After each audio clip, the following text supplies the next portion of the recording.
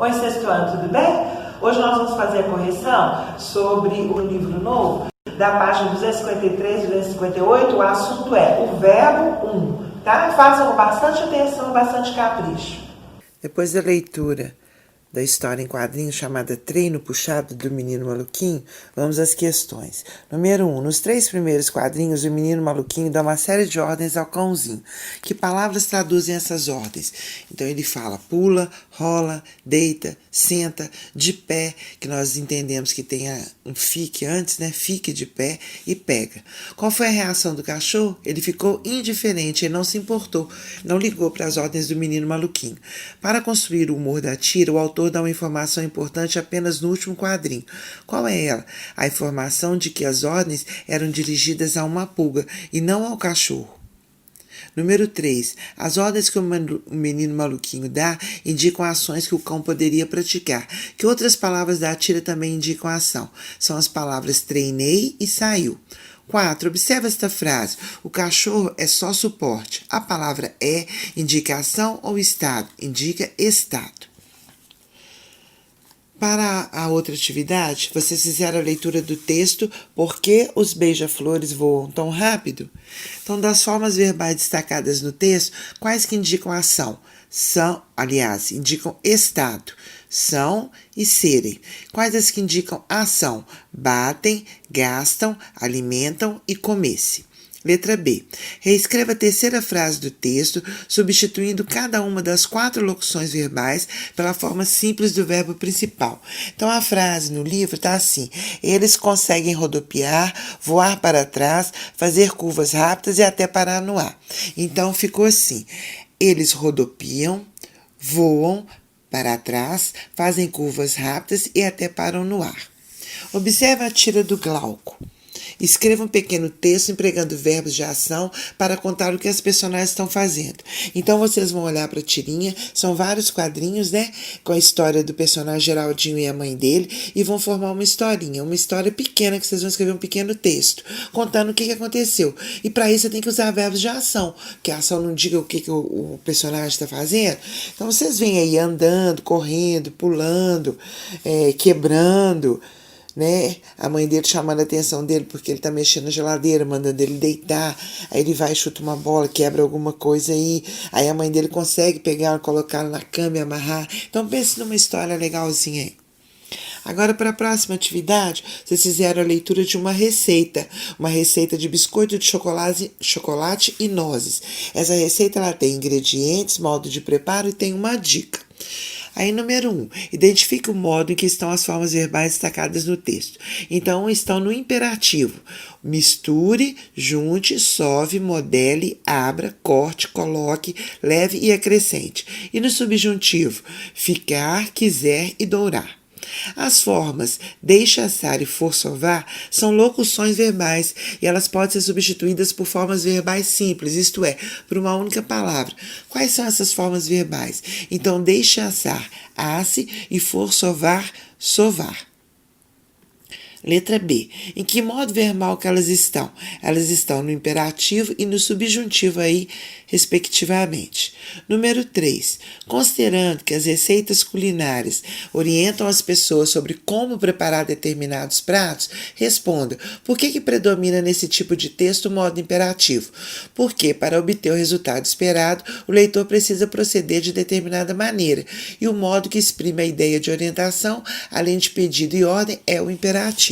Então, para que a receita saia bem feita, você tem que obedecer, né, as ordens que estão sendo faladas aí na receita. Agora, para a próxima questão, nós temos aí um texto com o título Saiba mais sobre o mico-leão dourado. O macaco só existe no Brasil. Então, vocês vão identificar o tempo, se é presente, pretérito ou futuro, em que estão as formas verbais destacadas nesse texto. Então, elas estão em negrito. E para vocês escreverem o tempo verbal. Então, eu separei no presente. É, formam, existe, está, passam, escondem, percebe e dá. E no pretérito, ganhou, esteve e lutou. No futuro, vocês têm aí vão dormir, que é uma locução. Número 2. Suponha que você precise procurar no dicionário o significado do verbo a que pertence cada uma das formas verbais abaixo. No dicionário, os verbos aparecem apenas no infinitivo.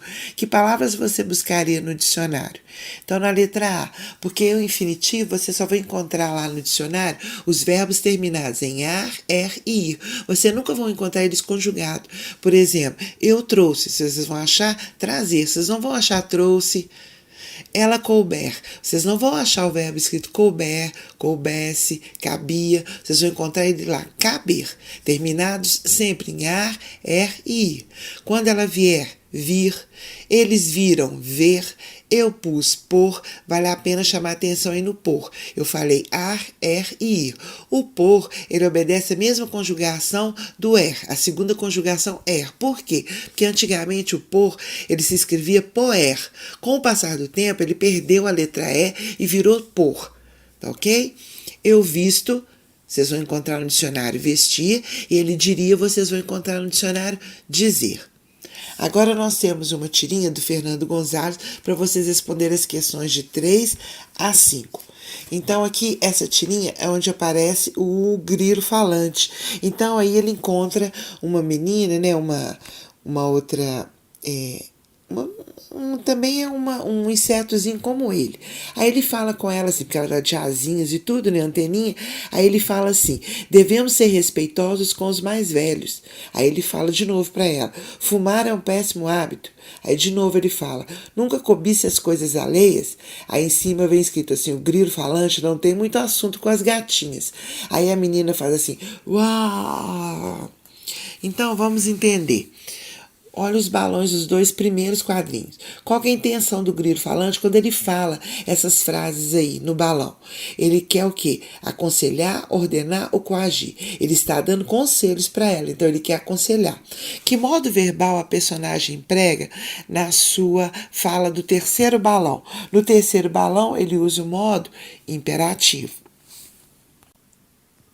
Na frase, fumar é um péssimo hábito, que está no segundo balão, está implícita a ideia de imperativo. Explique em que consiste essa ideia. A personagem quer dizer, não fume, porque isso é um péssimo hábito. É o que a gente entende da frase, fumar é um péssimo hábito. É como se você estivesse, né, falando com a outra lá, dando uma ordem ou um conselho, né, para outra pessoa, não fume, porque isso é um péssimo hábito.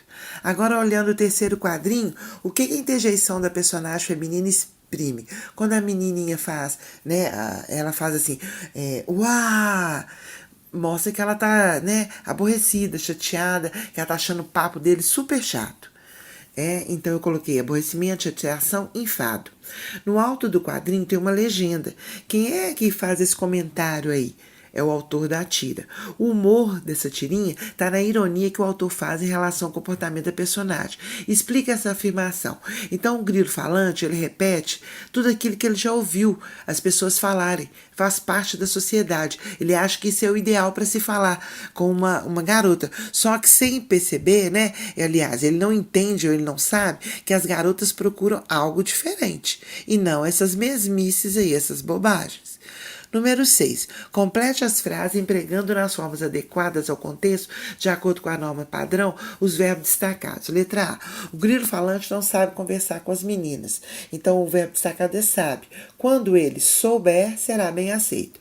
O grilo falante não fez bom uso da linguagem. O destacado é fez. Quando ele fizer, poderá ter sucesso. Letra C. A menina lhe trará flores. Trará. Quando ela trouxer, boas notícias.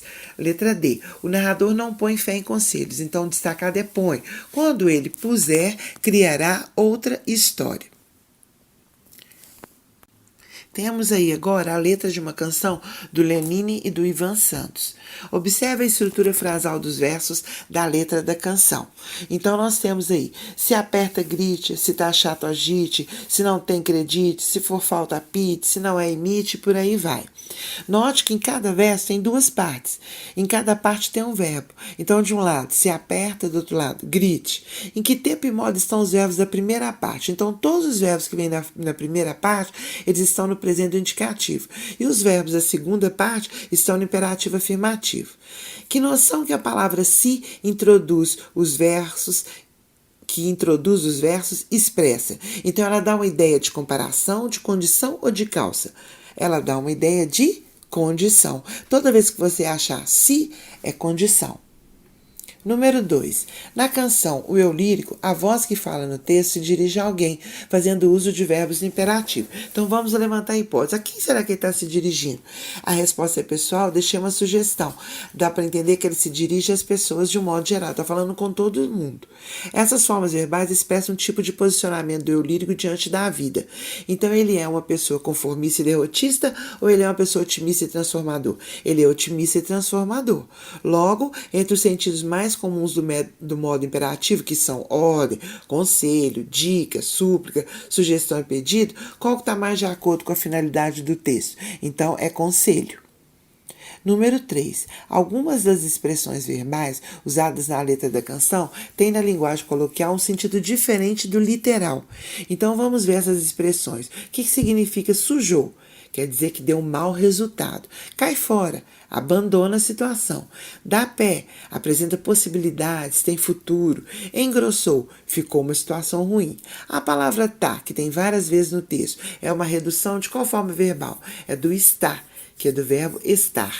Como os poemas, as letras de canção, geralmente elas exploram o ritmo e a sonoridade das palavras. Quanto à sonoridade, que efeito resulta do emprego de formas verbais do imperativo no final dos versos na canção do It? É com o emprego do imperativo, as formas verbais de cada estrofe ficam com a mesma terminação e assim com a mesma rima. Então elas terminam lá assim, ó, it, né? Grite, agite, acredite, apite, imite. Então, ó, quanto à sonoridade, elas criam uma rima. Os verbos têm um papel destacado na letra da canção. Considerando que o título dela, Do It, em inglês significa faça isso, por que os verbos são fundamentais para construir esse texto? Então, o cotidiano de uma pessoa, ele é marcado por situações, por estados, por sentimentos, uma hora positiva, outra hora negativa, e que produzem diversas reações. Como o verbo é a classe gramatical relacionada com ação, o eu lírico emprega determinados verbos para expressar as ações que ele aconselha às pessoas, pois ele, considera elas capazes de produzir mudanças em sua vida. Então, quando ele fala com as pessoas, grite, agite, acredite, ele está falando com elas que elas podem mudar diante de alguma situação que elas não estiverem gostando. É só, gente.